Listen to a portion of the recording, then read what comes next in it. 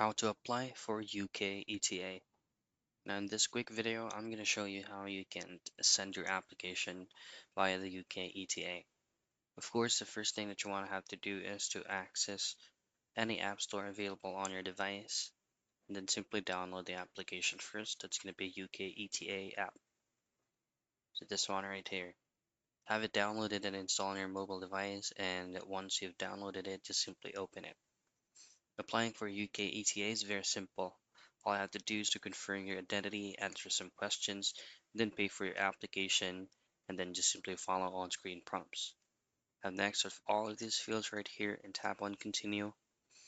And then from here, there are actually terms and agreements on applying for this kind of platform. So before you start, it's gonna have to cost you around £20 to apply, and then you can pay via these kind of payment methods, and then you can hit on start now. And that's how you apply for UK ETA.